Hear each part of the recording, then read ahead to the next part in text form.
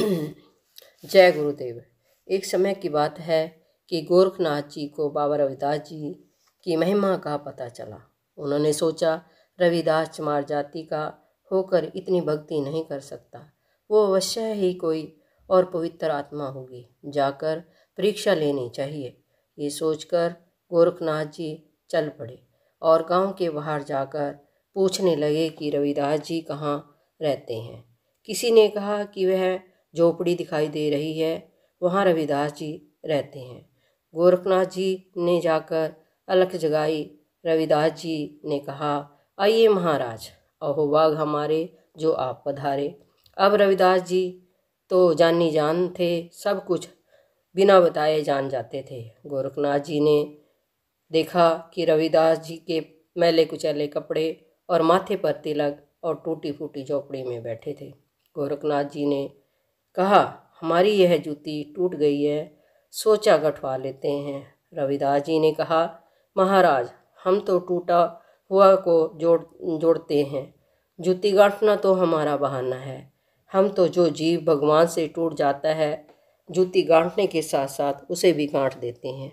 गोरखनाथ जी सोच में पड़ गए, यह तो बहुत पहुंचा हुआ लगता है, हमें इसकी परीक्षा लेनी चाहिए। गोरखनाथ जी ने कहा, हम आपको आपका मेहनताना देना चाहते हैं। यह एक पारसमणि है, जिसके साथ आप इसको छुआ दोगे वह सोना बन जाएगा। इसको आप अपने पास रख लें और इससे नया मकान, नए कपड़े बनवा लेना। यह कहकर गोरखनाथ जी वहाँ से चले गए। रविदास जी ने वह पारसमणि छपरी पर फेंक दी और अपना काम करने लगे। काफ़ी वर्ष बीत जाने के बाद गोरखनाथ जी को याद आया कि अब तो रविदास जी ने नया घर बनवा लिया होगा और अपनी हालत भी सुधार ली होगी, जाकर देखना चाहिए। यह सोचकर गोरखनाथ जी रविदास जी के पास आ गए तो गोरखनाथ जी ने देखा कि जो पारसमणि रविदास जी को दी थी वह तो छपरी के ऊपर पड़ी है।